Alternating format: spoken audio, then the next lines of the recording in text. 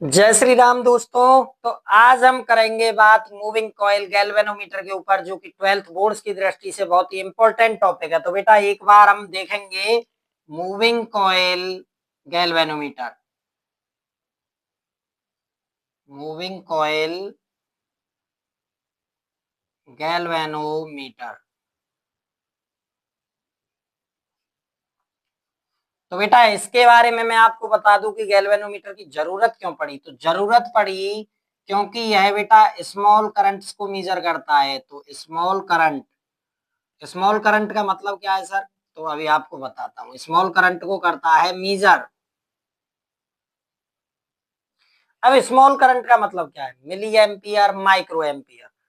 वैसे हमको जो करंट का वैल्यू दिया होता है वो एम्पियर में दिया होता है, लेकिन ये एम्पियर से छोटी इकाइयां जिनको अपन बोलते हैं मिली एम्पियर, माइक्रो एम्पियर, उन्हें मीजर करता है। इस वजह से गैल्वेनोमीटर की जरूरत पड़ी।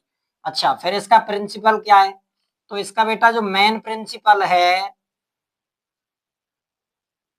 ये टॉर्क के प्रिंसिपल पर काम करता है कंप्लीटली। और जब हम स्टडी करेंगे इसकी, तो अपन देखेंगे कि वास्तविकता में जो गैल्वेनोमीटर है ये टॉर्क पर ही कार्य करता है। तो एक बार मैं इसको आपको चित्र के माध्यम से समझाना चाहूंगा।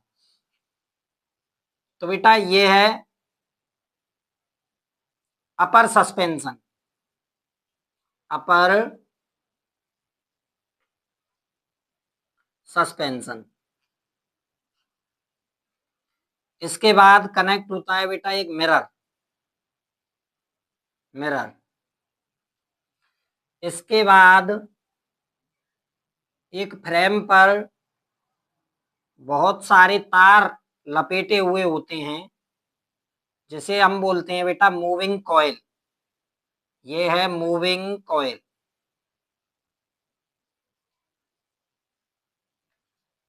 इसमें ये जो फ्रेम है इसके बारे में चर्चा करेंगे, तार के बारे में भी चर्चा करेंगे। फिर बेटा इसके बाद निचले पार्ट पर भी एक जुड़ी होती है स्प्रिंग, जिसे कहते हैं लोअर सस्पेंशन। Lower suspension.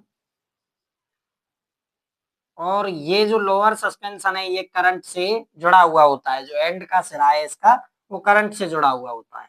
फिर बेटा इसके फ्रेम के दोनों तरफ लगी होती है मैग्नेट। एक तरफ एस पोल और दूसरी तरफ नॉर्थ पोल। अब सवाल जो उठते हैं उनके बारे में मैं आपको बता दूं। तो मेन जो सवाल उठता है कि सर स्प्रिंग क्यों लगी। चलो एक बार इससे भी पहले हम इसकी जानते हैं कि ये बनता कैसे है और किस किस प्रकार के मटेरियल से इसको बनाया जाता है। तो बेटा एट फर्स्ट मैं आपको बता दूं कि जो तार है वो कॉपर का होता है। तार कंप्लीट जो इस कॉइल पे लगातार फोल्ड दिए हुआ है वह कॉपर का होता है। दूसरा जो ये फ्रेम है, फ्रेम बेटा एल्यूमिनियम का होता है। अब कोई पूछे कि सर एल्यूमिनियम का क्यों होता है? क्योंकि मैंने आपको बताया है कि इसमें टॉर्क आएगा। टॉर्क यानी रोटेशन करना पड़ेगा, और रोटेशन तभी कर सकता है जब हल्का होगा। और हल्का कौन होता है भाई? एल्यूमिनियम। इस वजह से जो फ्रेम है एल्यूमिनियम का बनाया जाता है। दूसरा भी कारण है इसका, एल्यूमिनियम जो है वह किसी भी चुंबकीय क्षेत्र से प्रभावित नहीं होता। किसी भी प्रकार के चुंबकीय क्षेत्र से नॉन मैग्नेटिक मटेरियल है। इस वजह से एल्यूमिनियम का ये फ्रेम बनाया जाता है। उसके बाद बेटा मैं आपको बता दूं, ये स्प्रिंग लगी हुई है दोनों।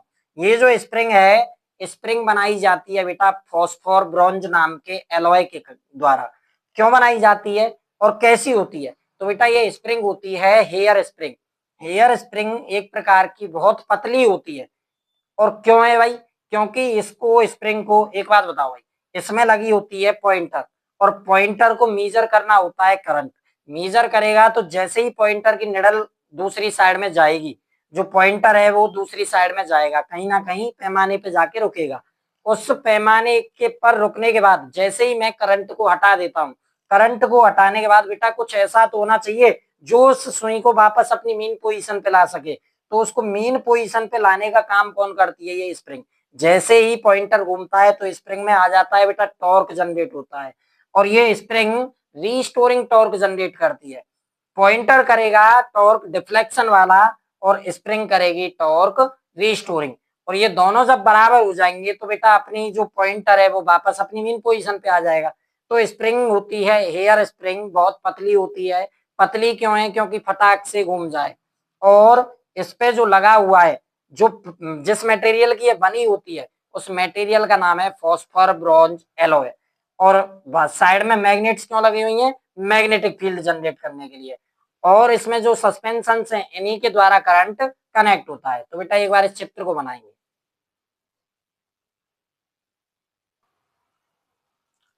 ठीक है बेटा, तो अब तक आपने ये उतार लिया होगा, इसको एक बार मैं मिटा दूं।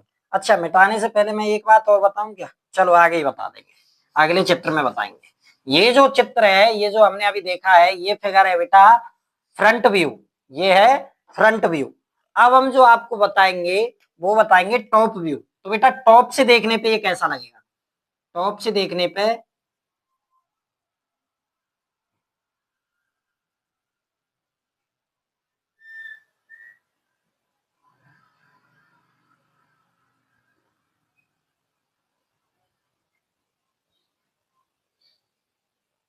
ये देखिए कुछ इस प्रकार दिखता है टॉप व्यू।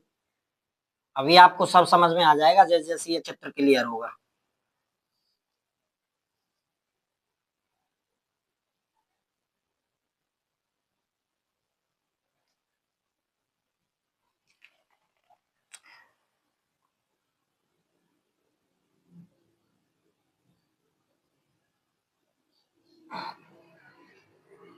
ये देखिए, अभी इसमें मैं आपको बताता हूं पूरी टेक्नोलॉजी क्या है।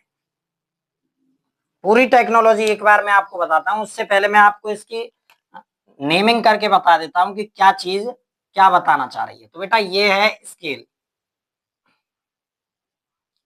ये है बेटा पॉइंटर, पॉइंटर, ये है मैग्नेट। अब आप ये कहोगे कि सर पहले आपने इधर एस लिया था इधर एन लिया था, लेकिन अब आपने एन इधर ले दिया एस इधर ले दिया। तो बेटा इसका कारण है मैं आपको अभी बता दूंगा थोड़ी देर बाद। ये है बेटा soft iron core, soft iron core. ये जो रेड कलर से जो मैंने डिनोट किया है ये है बेटा स्प्रिंग, स्प्रिंग। और जो ये जो आपको दिख रहा है ये है मूविंग कॉइल, मूविंग कॉइल। अच्छा, इस चित्र में आपको दो तीन परिवर्तन दिख रहे हैं। एक तो ये कॉइल में ये जो वायर्स दिख रहे हैं, अर्थात बेटा इसका मीन एक ही है कि जो कॉपर वायर है वो रेप किया हुआ है इसके ऊपर बहुत अच्छे से।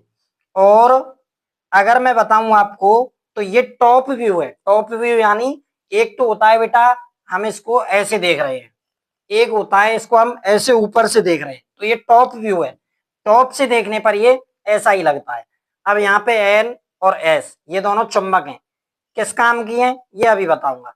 फिलहाल बताता हूँ स्केल। तो स्केल का काम है बेटा करंट के मीजर को बताना कि कितना करंट है। इस स्केल में गिनतियां लिखी हुई होती हैं जिनसे हमें पता लग जाता है कि कितना करंट चल रहा है। पॉइंटर, पॉइंटर बेटा डिफ्लेक्शन को बताता है। डिफ्लेक्शन, जितना डिफ्लेक्शन होगा और स्केल में पॉइंट पे जाके रुकेगा फिर हमें पता लग जाएगा कि इतना करंट है। सॉफ्ट आयरन कोर एक प्रकार से स्टैंड का काम कर रही है जो इस पूरे को समय अपने ऊपर समाहित रखती है। और बेटा ये जो है जो लाल कलर से मैंने दिखाया हुआ है रेड कलर के मार्कर से जो रिप्रेजेंट है ये है बेटा स्प्रिंग, जो आपने देखी थी सस्पेंशन, लोअर सस्पेंशन और अपर सस्पेंशन। और इसमें ये जो कॉइल है, कॉइल पे तार लपेटे हुए हैं और ये मैग्नेट है। अब बेटा मैग्नेट आपने पिछले चित्र में देखी, उसमें थी स्क्वायर शेप या रेक्टेंगल शेप। इसमें आपको देखने पर ये लग रही है सिलेंड्रिकल। तो इसका भी एक प्रॉपर रीजन है कि सिलेंड्रिकल क्यों बनाई जाती है। एक बार आप इस चित्र को नोट करिए। यहाँ पे ये जो पॉइंटर है बेटा, जो पॉइंटर है ये भी एल्यूमिनियम का होगा। क्यों होगा भाई? अब आपको पता लग गया होगा, क्योंकि aluminium magnet non magnetic material है, उसके अलावा हल्की है और हल्की होने के कारण फटाक से घूम जाएगी। अरे भाई एक बात बताओ, अगर मैं तार लगाता हूं तो सुई धीरे धीरे जाए या फटाक से जानी चाहिए? फटाक से जानी चाहिए। तो इस वजह से ये भी होती है बेटा एल्यूमिनियम की। एक बार नोट करेंगे। चलिए, तो अभी इसको मिटाते हैं बेटा और आगे की बात करते हैं। आगे की बात है, अभी मैं एक बार तुमको ये सब पॉइंट्स लिखवा देता हूँ, है ना, जिससे कि तुम्हें दिक्कत नहीं आए और नोट्स प्रॉपर रहें। तो बेटा जो वायर है कॉपर का, जैसे इंसुलेटेड कॉपर भी कहते हैं। जो बेटा फ्रेम है जिसपे वायर लिपेटा हुआ है, तो फ्रेम है बेटा एल्युमिनियम का, एल्यूमिनियम। एल्यूमिनियम का क्यों है, इस बात को भी चलो लिख देता हूं, क्योंकि ये है भाई non magnetic material, non magnetic material. Non magnetic है तो क्या फर्क पड़ेगा, फर्क है कि ये किसी भी बाह्य चुंबकीय क्षेत्र से प्रभावित ही नहीं होगा, इस वजह से फ्रेम है एल्यूमिनियम का। और दूसरा मैंने आपको रीजन बताया कि हल्का भी होता है, और हल्का है तो भाई फटाक से घूम जाएगा, क्योंकि टॉर्क जनरेट करना है, और टॉर्क जनरेट होगा तो भाई फटाक से घूमना पड़ेगा। अच्छा, अगली जो चीज है वो है स्प्रिंग बेटा। स्प्रिंग होती है बेटा hair spring, hair spring, hair spring यानी थिन। क्यों होती है और क्या काम करती है, तो बेटा ये काम करती है रीस्टोरिंग टॉर्क जनरेट करती है, restoring torque generates, generates, restoring torque generate करती है। ठीक है, और बनी किसकी होती है, तो बेटा ये बनी होती है फॉस्फर ब्रॉन्ज। ये क्या है भाई, एलॉय, मिश्र धातु है जिसका नाम है फॉस्फर ब्रॉन्ज। ठीक है बेटा, और जो चौथी चीज है पॉइंटर, पॉइंटर कैसा बना, किसका बना होता है भाई, पॉइंटर भी बना होता है एल्युमिनियम का। कारण आपको पता लग गया, क्योंकि फटाक से घूमना है, हल्का होना चाहिए, किसी भी बाह्य चुंबकीय क्षेत्र से प्रभावित नहीं होना चाहिए। तो ये सारी प्रॉपर्टीज पॉइंटर में पाई जाएंगी, कब, जब ये एल्युमिनियम का बना होगा। और बेटा एक मैक्सिमम बात मैं आपको बता दूं जो इस पूरे कॉन्सेप्ट की जड़ है, चुंबक को गोल ही क्यों काटा, मैग्नेट सिलेंड्रिकल क्यों है, सिलेंड्रिकल वाई, तो बेटा इसका प्रॉपर रीजन है कि हमें मैक्सिमम टॉर्क मिल सके। अब मैक्सिमम टॉर्क कैसे मिलेगा, मैक्सिमम टॉर्क मिल सके, अब मैक्सिमम टॉर्क कैसे मिलेगा बेटा, तो टॉर्क का फॉर्मूला होता है एम बी साइन थीटा।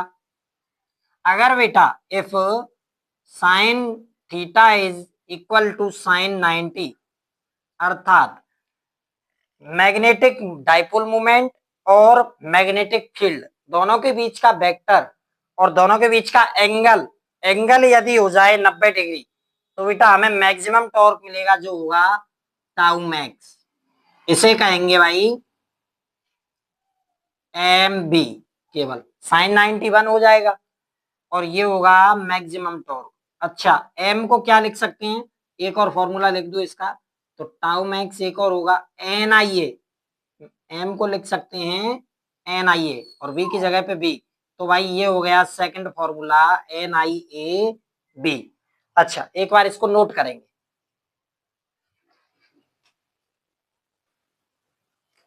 ठीक है बेटा, मिटाते हैं इसको भी। अब करते हैं बात, जो मैंने अभी आपको एक पॉइंट बताया है आपके समझ में कम आया है, ये इसको एक बार ढंग से समझा देता हूँ मैं यहाँ पे, है ना। तो बेटा ये टॉपिक जो मैंने आपको बताया कि मैग्नेट सिलेंड्रिकल क्यों काटी, उसका कारण देखो।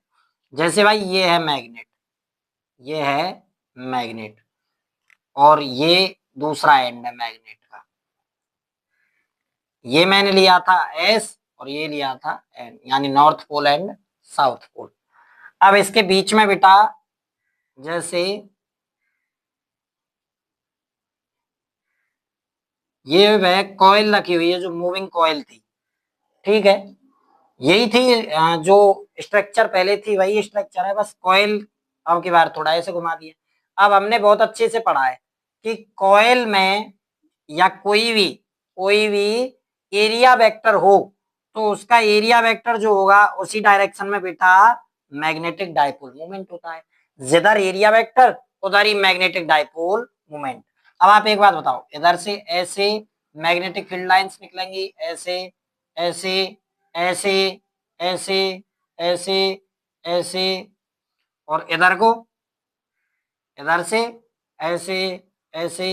अगर मैं बाहर निकालता हूं तो वैसे एस पोल में एंट्री करती है, कोई दिक्कत नहीं। बाकी मैं आपको थोड़ा बस एक्सप्लेन करना चाहता हूँ, लास्ट में मैं आपको फिगर आउट करके बताता हूँ कि क्या फिगर होता है। तो देखो बेटा, नॉर्थ पोल से जो निकलती हैं वे ऐसे जाती हैं, ऐसे ऐसे ऐसे, फिर सीधी, फिर ऐसे और ऐसे ऐसे होती है स्ट्रक्चर। इधर नॉर्थ पोल है, इधर साउथ पोल है। ये जो बना रहा हूं मैं ऐसे बना रहा हूं, लेकिन ये तीर मैंने लगा दिया है दिखाने के लिए बस थोड़ा सा। तो देखो बेटा, ये मैग्नेटिक डाइपोल मूवमेंट है, और ये वाली जो लाइन है, ये वाली जो मैग्नेटिक फील्ड लाइन है, ये बेटा हमें इसके परपेंडिकुलर जाएगी। देखो देखो, यानी इन अनगिनत, ये जितनी भी अपनी अनगिनत मैग्नेटिक फील्ड लाइंस हैं, इनमें से कोई एक लाइन ऐसी होगी जो हमको मैक्सिमम टॉर्क देगी। और बेटा हमें चाहिए क्या? Maximum torque. इसी वजह से मैग्नेट को गोल काटा जाता है। ठीक है बेटा, इस पे मैं आपको नोट करने के लिए समय नहीं दूंगा, ये बस एक्सप्लेनेशन थी। अब मैं इसको मिटाता हूं और अब आगे की बात करते हैं। तो बेटा मैंने आपको बताया था कि अगर हमको पॉइंटर लाना है वापस मीन पोजीशन पे, तो जो रिस्टोरिंग टॉर्क है वह बराबर होना चाहिए बेटा डिफ्लेक्शन के, टॉर्क डिफ्लेक्शन के। यानी जितना पॉइंटर डिफ्लेक्ट हो रहा है, उसको डिफ्लेक्ट करने में जितना टॉर्क जनरेट हुआ है, उतना ही टॉर्क उसको वापस लाने में भी होना चाहिए। तो बेटा रिस्टोरिंग टॉर्क जो है, एक बात और बताऊं इससे भी पहले, कि ये जो रिस्टोरिंग टॉर्क है आपको समझ नहीं आएगा वरना अगर इसको नहीं बताऊंगा तो। रिस्टोरिंग टॉर्क बेटा क्या है?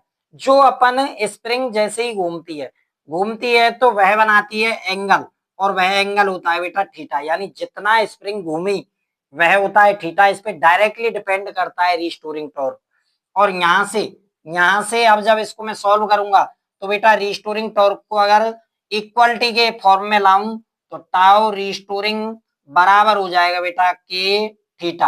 अब अब अब अगर मैं बात करूं, इसको एक बार इरेज करके, at equilibrium position, at equilibrium position. अब इक्विलिब्रियम पोजीशन क्या होगी कि जितना टॉर्क डिफ्लेक्शन वाला है, टाउ डिफ्लेक्शन जो है वह बराबर होना चाहिए भाई टाउ रिस्टोरिंग के, तभी तो इक्विलिब्रियम आएगा। तो देखो बेटा, टाउ डिफ्लेक्शन क्या होता है? डिफ्लेक्ट कितना हुआ, कितना रिफ्लेक्ट होता है? एन आई ए वी, मैंने आपको बताया था मैक्सिमम टॉर्क होता है। और रिस्टोरिंग टॉर्क क्या है? के इंटू थीटा। यहां से मैं बेटा आपको, अच्छा के क्या है? के व्हाट इज के? तो बेटा के है torsional constant, torsional constant, torsional constant यानी मटेरियल की प्रॉपर्टी है, property of material, property of material. और अच्छे से बताऊं तो स्प्रिंग कितनी हार्ड बनी है इस चीज को डिनोट करेगा के। अच्छा, यहां से अगर मैं बेटा थीटा को इधर ही रखता हूं, आई को इसके अपॉन में लेकर आता हूं, तो दूसरी साइड में हो जाएगा बी एन ए बाई के। और इसको बेटा एक बहुत अच्छा नाम दिया जाता है current, current sensitivity, current sensitivity. Hindi में इसको बोलते हैं धारा सुग्राह्यता। यानी यानी कितने करंट पर, कितने करंट पर कितना डिफ्लेक्शन आएगा, कितने करंट पर कितना डिफ्लेक्शन आएगा। यानी बहुत छोटे करंट पर बहुत ज्यादा डिफ्लेक्ट हो जाए तो यानी ज्यादा सेंसिटिव है, और यदि कम करंट पर बहुत ज्यादा डिफ्लेक्ट हो रही है, इसका मतलब हम कह सकते हैं कि बेटा बहुत ज्यादा सेंसिटिविटी है। जैसे जैसे एग्जांपल देता हूं, चलो मैं, और अभी तो नहीं है खैर, लेकिन कुछ टाइम बाद मेरी घरवाली दोनों साथ में खड़े हैं, और मैंने उसको जाके बस ऐसे थोड़ा सा चींटी काट दी, चींटी काटी तो उसके एकदम सेंसिटिव ज्यादा होती है ना लड़कियां, वो एकदम से दूर हट गई छोटी सी चींटी काटने पर। लेकिन अब उसने क्या किया, उसने मेरे हाथ को पकड़ा, बीचा, खूब खूब खूब दबाया, मैं सहन कर रहा हूं, बहुत बहुत सहन किया, इसका मतलब मैं ज्यादा सेंसिटिव हुआ और वह बहुत कम सेंसिटिव हुई। क्यों? क्योंकि उसको मैंने थोड़ी सी चींटी काटी और उसका सेंसिटिविटी जो थी वो बहुत ज्यादा हो गई, और मेरे उसने खूब काटा खूब काटा खूब काटा, लेकिन मुझ पर कोई फर्क नहीं पड़ा, तो मैं कम सेंसिटिव और वह ज्यादा सेंसिटिव। बेटा इसे कहते हैं करंट सेंसिटिविटी, इसे हम डिनोट करते हैं IS से। एक चीज और बताता हूं, एक और टर्म होती है वोल्टेज सेंसिटिविटी, वोल्टेज सेंसिटिविटी। बेटा इसको दर्शाते हैं अपन BS से, इसको डिनोट करते हैं BS से। तो भाई एक बात बताओ, BS क्या होगी? थीटा अपॉन बी, यानी कितने वोल्टेज पर कितना रिफ्लेक्शन आया, वोल्टेज के लिए कितनी सेंसिटिव है। अब भाई एक बात बताओ, ओम का नियम आप सबने पढ़ा होगा, बी बराबर IR। अरे अरे अरे एक बात बताना भाई, ये क्या बन गया, क्या बना? Theta upon I, theta upon I क्या बना? IS। क्या बना? IS अपॉन में R। और इसको एक और अच्छे तरीके से हम लिख देते हैं बेटा, IS का फॉर्मूला क्या है? VNA/K और R मल्टीप्लाई में तो R। ये हो गई बेटा वोल्टेज सेंसिटिविटी।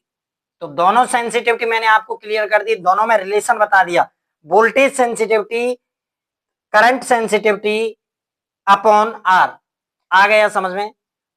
एक बार नोट करेंगे।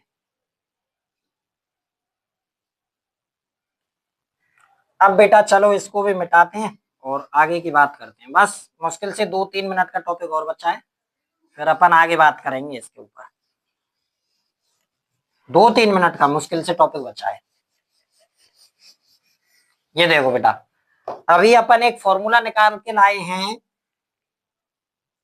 IS बराबर VNA/K, यानी इसका मतलब क्या है कि करंट सेंसिटिविटी डायरेक्टली प्रोपोर्शनल होगी बेटा नंबर ऑफ टर्न्स के, डायरेक्टली प्रोपोर्शनल होगी बेटा मैग्नेटिक फील्ड के, डायरेक्टली प्रोपोर्शनल होगी बेटा एरिया के, लेकिन इनवर्सली प्रोपोर्शनल होगी के टॉरिजनल कांस्टेंट के। अरे भाई ये चीज तो मुझे भी समझ में आ रही है, कैसे? कि टॉरिजनल कांस्टेंट यदि ज्यादा होगा तो बेटा स्प्रिंग ज्यादा हार्ड होगी, स्प्रिंग ज्यादा हार्ड होगी तो भाई थीटा कम बनेगा। क्यों? क्योंकि वो घूमेगी नहीं, हार्डनेस है ना, और हार्ड चीज कभी घूमती है क्या आसानी से? तो इस वजह से बेटा हम कह सकते हैं कि current sensitivities depend on number of turns, magnetic field and area, but inversely proportional to the torsional constant. अब इसके बाद बेटा लास्ट टॉपिक बचता है गैल्वेनोमीटर में, figure of merit, figure of merit.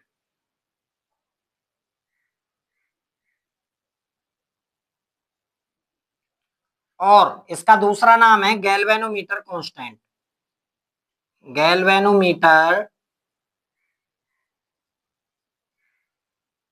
Constant. इसे बेटा कैपिटल जी से डिनोट करते हैं अपन, कैपिटल जी। ठीक है, इसको मैं बता दूं, ये कुछ भी नहीं है, कैपिटल जी बराबर 1/करंट सेंसिटिविटी, यानी कहते हैं ना हमारी आपकी आम भाषा में सख्त लौंडा, यानी सख्त सख्त। भाई मैं अगर कहूं कोई वस्तु जितनी ज्यादा सेंसिटिव होगी, गैल्वेनोमीटर कांस्टेंट उसका उतना ही ज्यादा सख्त होगा। यानी इसका सेकंड फॉर्मूला मैं आपको बता दूं, K/BNA। भाई करंट सेंसिटिविटी का आता था BNA/K, और जब अपोजिट में है, रेसिप्रोकल में है, तो इसको रेसिप्रोकल करेंगे तो K/BNA। अब हम पढ़ते हैं गैल्वेनोमीटर से अमीटर में ट्रांसफर। अब तक गैल्वेनोमीटर हमने पूरा पढ़ लिया, गैल्वेनोमीटर की स्ट्रक्चर देख ली। अब हम देखेंगे गैल्वेनोमीटर से अमीटर बनाना कैसे बनता है। तो देखो बेटा, ये है एक गैल्वेनोमीटर, ठीक है बेटा। तो जब भी हम गैल्वेनोमीटर से बनाते हैं अमीटर, तो इसके पैरेलल में एक बेटा संट प्रतिरोध लगाते हैं, संट प्रतिरोध, संट, इसका नाम है भाई संट प्रतिरोध। Shunt resistance. और बेटा आप सब जानते हो यदि इधर से आई धारा आएगी और ऊपर में जाने वाली धारा को मान लूं आई जी, यानी आई फ्रॉम गैल्वेनोमीटर, तो बेटा किरचॉफ के संधि नियम के अनुसार हम बता सकते हैं कि इधर कौन सी धारा होगी, टोटल धारा थी आई जिसमें से आई जी ऊपर चले गई, तो नीचे क्या होगी भाई, आई माइनस आई जी। कोई पूछने वाली बात ही नहीं है इसमें तो। और भाई वापस में इधर देखेंगे तो आई, क्योंकि यहाँ से आई जी आके वापस कनेक्ट होगी और ये और दोनों मिलके वापस में आई। अब बेटा कुछ भी नहीं करना है, बहुत टीचर बताते हैं कि ये बहुत कठिन टॉपिक है, बहुत ऐसा है वैसा है, बेटा 2 मिनट में समझ में आ जाएगा। देखो टोटल करंट था आई, डिस्ट्रीब्यूट हुआ 2 पार्ट में, वापस जाके कनेक्ट होगा और फिर से बन जाएगा आई, ऊपर जो गया। अच्छा कोई भी ऐसा डिवाइस नहीं होता बेटा जिसका खुद का कोई प्रतिरोध ना हो, रेजिस्टेंस ना हो, तो बेटा कुछ आरजी होगा जिसे हम बोलेंगे रेजिस्टेंस ऑफ गैल्वेनोमीटर बोलेंगे। यहाँ पे एस क्या है भाई, संट प्रतिरोध, क्या है, संट रेजिस्टेंस। और भाई आई जी क्या है, fully deflective current, deflective current. और भाई आई क्या है, आई है टोटल करंट। अब देखो बेटा इसका एक ही बस फॉर्मूला अपन निकालेंगे और उसी से ये सॉल्व हो जाएगा पूरा। बेटा हमने पढ़ा है कि पैरेलल में अगर जुड़ी होती हैं वस्तुएं या प्रतिरोध जब पैरेलल में जुड़े हों तो भाई दोनों के मध्य विभवांतर का मान समान होता है, यानी जो विभवांतर होगा एस वाले यानी संट वाले प्रतिरोध वाली तार में वही विभवांतर होगा गैल्वेनोमीटर वाले में। अब भाई बी बराबर क्या होता है, आई आर, तो आई क्या है, संट वाले तार में आई क्या है, I minus I G multiply by R, R क्या है, रेजिस्टेंस क्या है, संट खुद ही रेजिस्टेंस है, इक्वल्स टू बीजी, बीजी यानी वोल्ट मीटर, ये गैल्वेनोमीटर से जो विभवांतर है, गैल्वेनोमीटर के इर्द गिर्द जो विभवांतर है, तो भाई गैल्वेनोमीटर के बीजी को लिखेंगे हम आई आर, वापस आई आई जी, भाई गैल्वेनोमीटर वाले वायर से तो आई जी जा रही है, आर क्या है भाई, तो मैंने बताया है आर जी, आर जी ये क्या है भाई, गैल्वेनोमीटर से गैल्वेनोमीटर का खुद का प्रतिरोध होता है, यहां से हमसे संट का मान पूछता है जो होता है बेटा आई जी आर जी अपॉन में आई माइनस आई जी, ये है गैल्वेनोमीटर का अमीटर में ट्रांसफर। करना क्या है, एक संट प्रतिरोध लेना है और पैरेलल में जोड़ देना है, उसके बाद पूरी आप जानते हो कि जब दो दो प्रतिरोध पैरेलल में जोड़े जाएं तो उनके मध्य विभवांतर का मान समान होता है, तो मैंने बस विभवांतर समान किया है और बाकी सब आप बहुत अच्छे से जानते हो, नोटेड। तो ठीक है बेटा, अब अपन एक टॉपिक और है 2 मिनट का जिसे हम बोलते हैं वोल्ट मीटर से गैल्वेनोमीटर से वोल्ट मीटर में ट्रांसफर, वोल्ट मीटर में ट्रांसफर। तो बेटा इसके लिए क्या होगा, देखो ये वही गैल्वेनोमीटर है, पिछली बार हमने जब मीटर बनाया था तो संट को जोड़ा था पैरेलल में, इधर अपन को एक आर रेजिस्टेंस को जोड़ना है सीरीज में।